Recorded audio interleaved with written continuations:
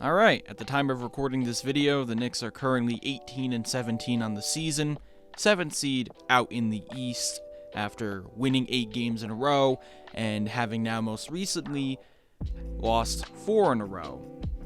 Before I really get anything, I just want to say shout out to 3Cone, my buddy Connor put out a video during the Knicks hot streak, and ever since then, the Knicks have, as I said before, have lost 4 games in a row. Thank you to that, Connor.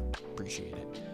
Anyways, it's been a rough stretch of games. I mean, really, after that 8-game win streak, everything was going great. You know, the 8-game streak was great. Everything looked amazing. Julius, RJ, Jalen, chef's kiss. They all looked amazing. I had no complaints about any of those players. Maybe Julius' shot selection was a little crazy at times, but that's kind of what you get with him, and it just looked great. We were beating some pretty good teams. We're all playing great. As Patrick Beverley said, know what that means?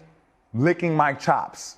I was so happy about how the Knicks were playing, because at the end of the day, I knew it probably wouldn't be sustainable, but it gave me hope. It gave me a lot of hope, because the Knicks were really mid. Like, excruciatingly mid up to that point. But they go on this 8-game win streak. Hottest team in the NBA, as Ice Spice said. And then we go and play the Toronto Raptors, where Pascal Siakam drops 56 points and Jalen Brunson plays some poopy basketball.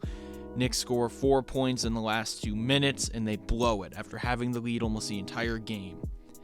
And at that point, I was like, the Knicks were bound to lose. I can't be too upset about that. Raptors are a good team. Pascal Siakam is playing like an all-NBA player yet again. Fantastic player. One of my favorites. So I wasn't too upset. Then I look at our next matchup, and we're facing off against the Chicago Bulls, who the Knicks kind of have a history of dogging on this season, 2 blowout games. So I'm like, all right, we can get it back against the Bulls easily. And at first it seemed like that was the case again. RJ Barrett with a masterclass 44 points. Julius Randle played great. Jalen Brunson again a little poopy, shot like 2 for 12 I think. Had some very nice passes as he usually does. But again, the Knicks had the lead for the majority of the game. It seemed like the Knicks could really pull this out and go back to winning again.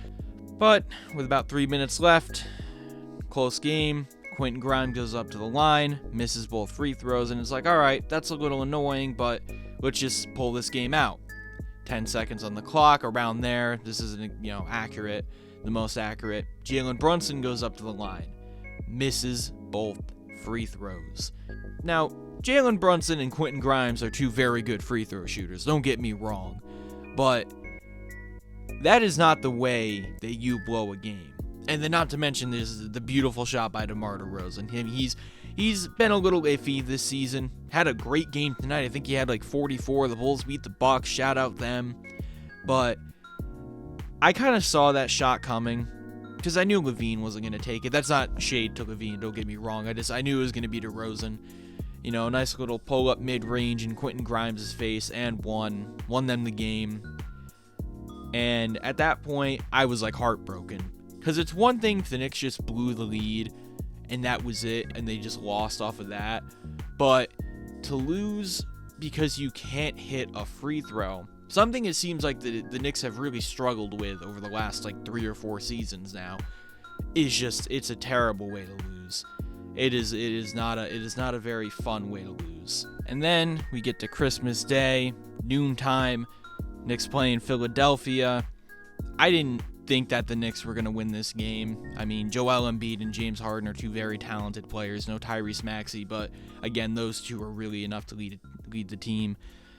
And at first, in very similar fashion to the first 2 games, Knicks were playing great. Had like a 12-point lead, I believe, after the first quarter. Played great in the second quarter.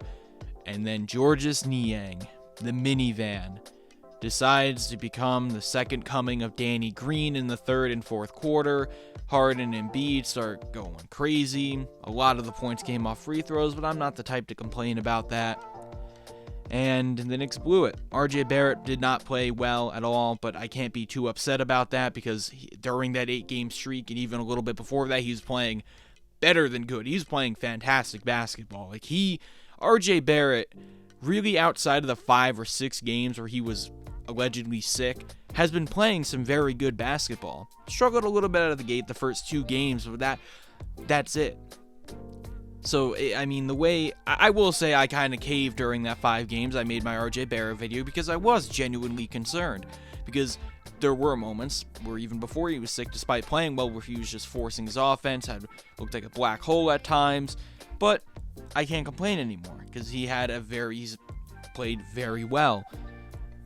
But again, back to the Philly game, Georges Niang goes off. Offense just forgets how to play basketball. Jalen Brunson goes down to the hip injury, and they lose that one again. Make it 3 in a row. So at that point, I'm like, these are 3 very talented teams, so it's hard to be upset. But now we play the Mavericks, where they have, and I don't mean this in a rude way, they have one player on that team that I'm probably genuinely concerned about. Christian Wood, Spencer Dinwiddie, Josh Green, those are 3, and they obviously have more than that, but those are probably my 3 other favorite players in the Mavericks. Those are 3 guys who can, play very good basketball. But Luka Doncic, as we all know, is arguably at this point the best player in the league. And I just feel like it's very simple that as especially a defensive-oriented coach, you can't shut down Luka, but you have to find a way to contain him, whether you're double teaming him, you're sending help defense, just doing something. And Tom Thibodeau did not do that, and Luka Doncic dropped one of the greatest stat lines of all time: 60 points, 21 rebounds, 10 assists. Mavericks made arguably the greatest comeback in the last 20 years or so. I think teams in the last 20-25 years were like 13,000 something when trailing 9+ points with 30 seconds left. And then the Mavericks came out and did it, went to overtime. Luka went crazy, as I said, won them that game.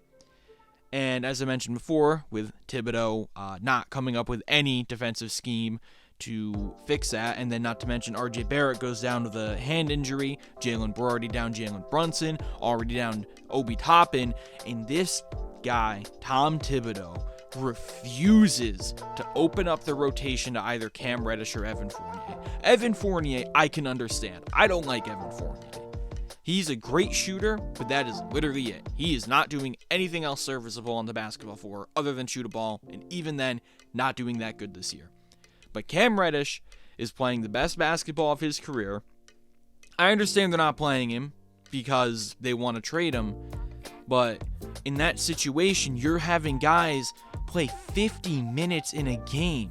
It's just, the 9-man rotation was working, but at a certain point, they're gonna get tired. Playing 40 minutes a night can only work for so long. So it's not surprising to see the team all of a sudden start breaking down. Obviously, it's hard to win when you don't have arguably your 2 best players. I'll say 1 and 3 or 2 and 3, because Julius Randle's been playing some very good basketball this season. But it's just Tom Thibodeau is just not a good coach. I hate to say it, but he's not I don't hate to say it because I've been saying it. He's not a good coach. I don't know why people think he is. Like, okay, he had an 8-game win streak. How much of that was really on him and more of just the players finally clicking? It's not like things were drastically different. The only change he made was he brought it down to a 9-man rotation. Like, okay, cool. What else has he done? And then you have players for other teams openly criticizing Tibbs. Georges Niang saying how the Knicks are playing drop defense on him, which I don't care how good or bad of a player Georges Niang is. You can only play drop coverage on so many NBA players at this period in time and expect it to work. And then you have Luka, who said how he was expecting to be double teamed, how he expected the Knicks to actually properly cover a pick and roll, and they didn't do that. They were not sending double teams. They kept playing drop coverage. Luka dropped 27 points off of a pick and roll. It's just the definition at this point of incompetent coaching, and I'm quite tired of it, in all honesty. But I'm not going to get too far into that. Maybe I'll make a Tom Thibodeau video on my frustrations, because I don't think he's a very good coach. I know a lot of people are going to agree with me on that.